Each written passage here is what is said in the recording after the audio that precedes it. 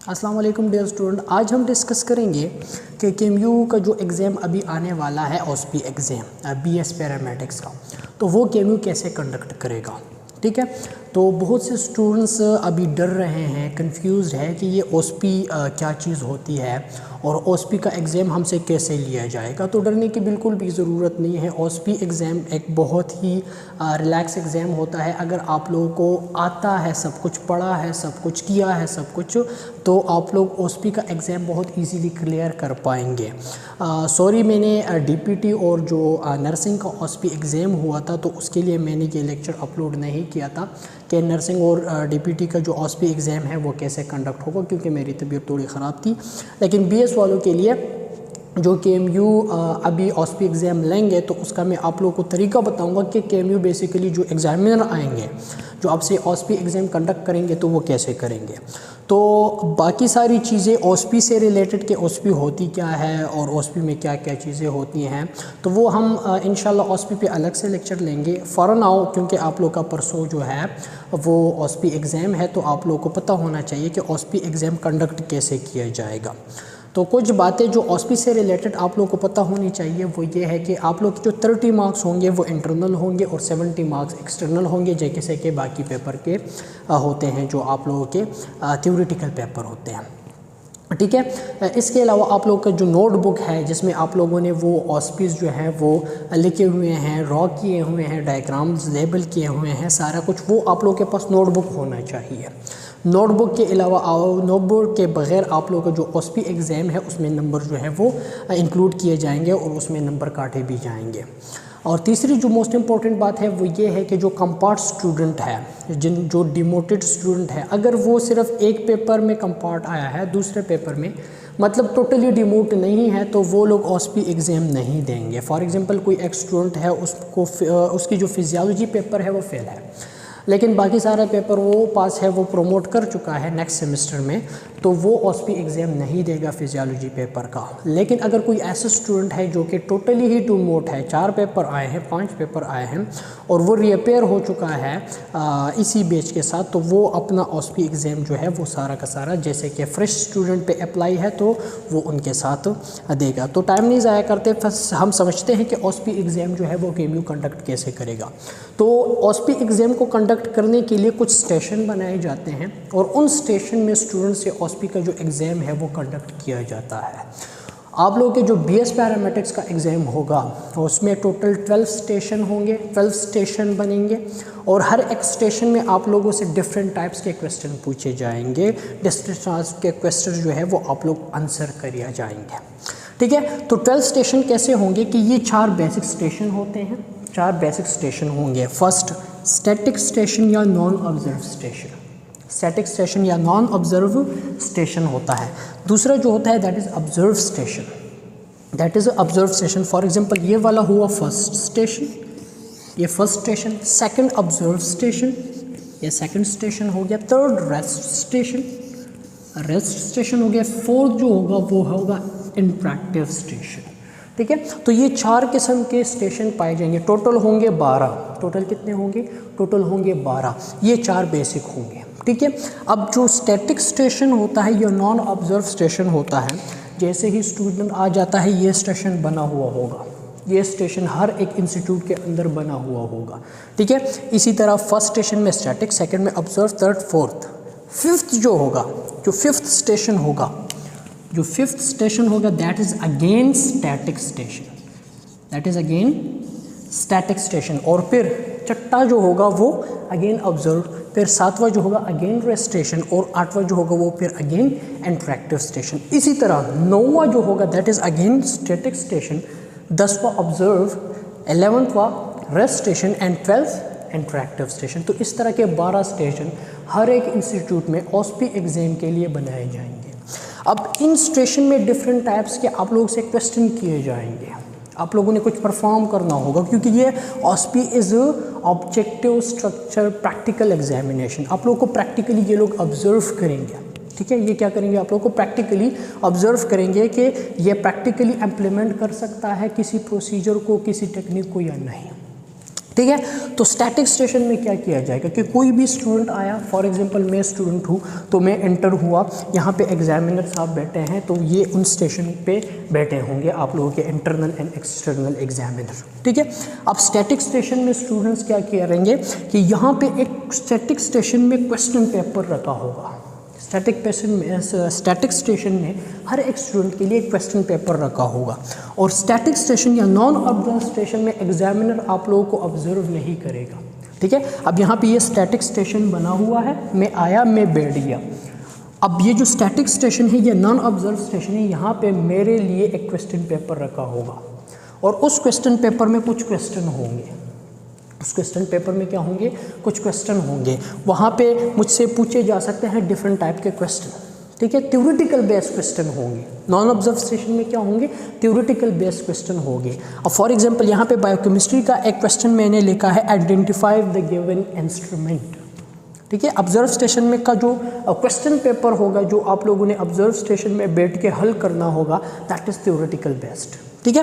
तो यहाँ पे फॉर एग्जांपल बायोकेमिस्ट्री का है तो that is identify the giving instrument, एक इंस्ट्रूमेंट रखा होगा वहाँ पे स्टैटिक स्टेशन में, या फिर एक इंस्ट्रूमेंट का जो डायग्राम है वो वहाँ पे इस तरह कागज़ पे या किसी चार्ट पे लगाया होगा, और आप लोगों को ऐसा क्वेश्चन पेपर दिया जाएगा और आप लोगों ने उस क्वेश्चन पेपर को हल करना होगा कि ये वाला इंस्ट्रूमेंट है, ठीक है। सेकंड क्वेश्चन होगा, right the part of this instrument, for example microscope रखा होगा वहाँ पे, तो आप लोगों को माइक्रोस्कोप दिखेगा तो आप लोगों को जो एग्जामिनर है वो ऑब्जर्व नहीं करेगा, जस्ट क्वेश्चन पेपर दिया होगा और उस क्वेश्चन पेपर को आप लोगों ने हल करना होगा। फॉर एग्जांपल 2 क्वेश्चन मैंने बता दिए कि इस इंस्ट्रूमेंट का नाम क्या है, तो आप लोगों को माइक्रोस्कोप वहाँ पे पड़ा हुआ मिलेगा, तो आप लोगों ने लिखना है कि माइक्रोस्कोप।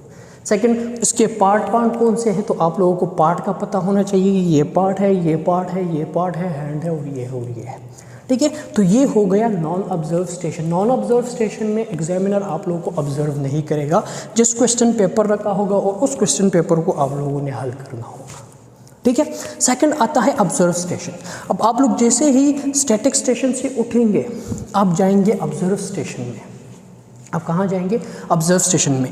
मैंने स्टैटिक स्टेशन में क्वेश्चन पेपर हल कर लिया, मेरा टाइम जो है स्टैटिक स्टेशन में पूरा हो गया, मैं चला गया ऑब्जर्व स्टेशन में। ऑब्जर्व स्टेशन में मुझे एग्जामिनर ऑब्जर्व करेगा, जो एग्जामिनर होगा वहाँ पे वो आप लोगों को ऑब्जर्व स्टेशन में ऑब्जर्व करेगा।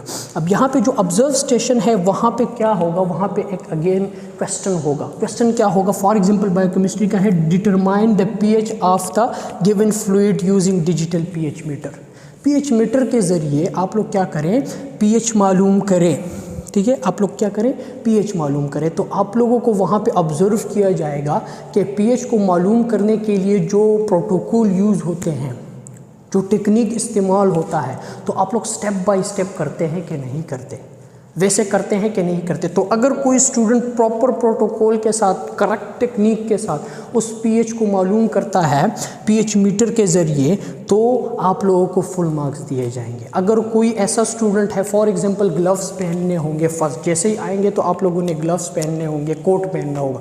अगर किसी ने ग्लव्स नहीं पहने तो उसके मार्क्स काटे जाएंगे, ठीक है। तो आप लोगों को ऑब्जर्व स्टेशन में उस टेक्निक को, उस प्रोसीजर को परफॉर्म करने के लिए जो प्रोटोकॉल, जो technique step by step use होते हैं वो आपने एज इट इज़ वैसे ही करना है। तो एग्जामिनर के पास वहाँ पे अब एक चेकलिस्ट होगा कि ये स्टूडेंट इस डिटरमिनेशन के वक्त क्या क्या स्टेप जो है वो अख्तियार कर रहा है, क्या क्या स्टेप मिस कर रहा है, सारे स्टेप के साथ ये प्रोसीजर परफॉर्म कर रहा है कि नहीं कर रहा, ठीक है। तो ये होता है ऑब्जर्व स्टेशन। तो ऑब्जर्व स्टेशन में स्टूडेंट को ऑब्जर्व किया जाएगा और चेकलिस्ट के अकॉर्डिंग अगर वो सारे स्टेप के अकॉर्डिंग ठीक से परफॉर्म कर रहा है तो उसे गुड नंबर दिए जाएंगे, 2 नंबर 3 नंबर सारे नंबर ठीक से दिए जाएंगे। लेकिन अगर वो कोई स्टेप मिस कर रहा है या ठीक से परफॉर्म नहीं कर रहा तो उससे वो नंबर काटे जाएंगे। थर्ड स्टेशन होता है रेस्ट स्टेशन। कौन सा स्टेशन होता है, रेस्ट स्टेशन होता है। अब रेस्ट स्टेशन में आप लोगों से एग्जामिनर कुछ नहीं पूछेगा, आप लोगों के पास यहाँ पे कोई किस्म का क्वेश्चन नहीं होगा, ना ही प्रैक्टिकल बेस्ड ना ही थ्योरेटिकल बेस्ड क्वेश्चन, किसी किस्म का क्वेश्चन नहीं होगा। यहाँ पे आपने करना क्या होगा, यहाँ पे आके आपने बैठ जाना है, ठीक है। जैसे यहाँ पे आपने आके बैठ जाना है तो अगर यहाँ पे अब नॉन ऑब्जर्व स्टेशन में कोई क्वेश्चन आपसे रह गया है, आप लोग के पास जो क्वेश्चन पेपर था जिसमें आप लोगों ने उस क्वेश्चन के आंसर देने थे, तो अगर वो कुछ क्वेश्चन आपने हल कर लिया और एक आधा क्वेश्चन या कुछ लाइन आपसे मिस हो गया है, बाद में याद आ गया है, तो रेस्ट सेशन में आप लोगों को टाइम दिया जाएगा कि वो वाले क्वेश्चन यहाँ पे हल करें, आप कंप्लीट कर दें अपने नॉन ऑब्जर्व स्टेशन का वो क्वेश्चन पेपर। ठीक है, जैसे ही रेस्ट स्टेशन में आप लोग वो कंप्लीट कर लेते हैं, एक टाइम के बाद आप लोग रेस्ट स्टेशन से उठ के कहाँ चले जाएंगे, इंटरेक्टिव स्टेशन में। इंटरेक्टिव स्टेशन में एग्जामिनर बैठा होगा और वो आप लोगों से वाइवा करेगा, तो सिंपली हम कहते हैं जो कि FSC और आप लोग मैट्रिक में देते आए हैं वैसे वाइवा होगा। एग्जामिनर आप लोगों से फेस टू फेस क्वेश्चन करेंगे। ठीक है, फॉर एग्जांपल यहाँ पे इंटरेक्टिव स्टेशन में एग्जामिनर के लिए क्वेश्चन है, what is the working principle of pH meter. Working principle क्या है pH मीटर के, तो आप लोगों से वो पूछेगा कि क्या क्या वर्किंग प्रिंसिपल है pH मीटर के, तो आप लोगों को पता होना चाहिए कि क्या क्या वर्किंग प्रिंसिपल है pH मीटर के। ठीक है, सेकंड क्वेश्चन है स्टूडेंट के लिए इंटरेक्टिव स्टेशन में कि what is standard buffer solution. Standard buffer solution क्या होता है and right the different types of standard buffer solution. तो आप लोगों से ये पूछा जाएगा, इसी तरह के क्वेश्चन पूछे जाएंगे इंटरेक्टिव स्टेशन में।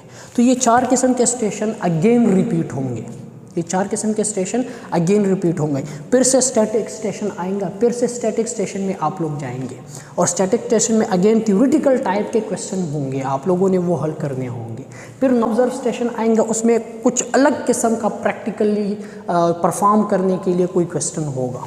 ठीक है, फिर अगेन रेस्ट स्टेशन एंड फिर अगेन इंटरेक्टिव स्टेशन, कुछ और किस्म के क्वेश्चन आप लोगों से किए जाएंगे। इसी तरह 12 स्टेशन होंगे, 3 रेस्ट स्टेशन होंगे, 3 नॉन ऑब्जर्व स्टेशन होंगे एंड 3 ऑब्जर्व स्टेशन होंगे, 3 इंटरेक्टिव स्टेशन होंगे। ठीक है, तो आप लोगों ने 12 स्टेशन में से गुजरना है और हर एक स्टेशन में आप लोगों ने उसी टाइप का जो क्वेश्चन आप लोगों को दिया जाएगा उसे आपने परफॉर्म करना है, उसे आपने हल करना है। तो ऐसे KMU जो है आप लोगों से OSPI एग्ज़ाम कंडक्ट करेंगे। ठीक है, अब यहाँ पे कुछ स्टूडेंट कंफ्यूज है कि मतलब हम इस स्टेशन से इस स्टेशन में कैसे जाएंगे, तो उसके लिए एक स्पेसिफिक टाइम होता है। 5 से 10 मिनट तक आप लोगों को एक स्टेशन में बिठाया जाएगा, फिर आप लोगों ने नेक्स्ट स्टेशन में मूव करना है। वहाँ पे बेल लगी होगी, आप लोगों को बेल के अकॉर्डिंग अपना जो टाइम है वो मैनेज करना होगा। बेल जैसे ही बजेगी आप लोग इस स्टेशन से उठेंगे, ऑब्जर्व स्टेशन में आएंगे। नेक्स्ट जो स्टूडेंट आएगा वो आप नॉन ऑब्जर्व स्टेशन में बैठेगा। तो इसी तरह एक स्टूडेंट यहाँ से उठ के यहाँ आएगा तो दूसरा यहाँ पे आएगा, फिर 5-10 मिनट जैसे ही गुजरेंगे तो ये स्टूडेंट उठ के रेस्ट स्टेशन में जाएगा, ये वाला स्टूडेंट यहाँ पे आएगा, नेक्स्ट स्टूडेंट यहाँ पे आएगा। इसी तरह फिर जब 5-10 मिनट के बाद बेल बजेगी तो रेस्ट वाला स्टेशन इंटरेक्टिव में चला जाएगा, ऑब्जर्व वाला स्टेशन रेस्ट स्टेशन में आ जाएगा, नॉन ऑब्जर्व वाला ऑब्जर्व में आ जाएगा और नया स्टूडेंट जो है वो यहाँ पे आके बैठ जाएगा। ठीक है, तो इसी तरह स्टूडेंट्स जो हैं वो आगे मूव करते जाएंगे और उनकी जो OSPI एग्ज़ाम है वो कंडक्ट होती जाएगी। होपफुली इस लेक्चर से आपको इतना आइडिया हो जाएगा कि आप लोग OSPI एग्ज़ाम के लिए प्रिपेयर हो जाएंगे कि कैसे OSPI एग्ज़ाम जो है वो ली जाएगी हमसे।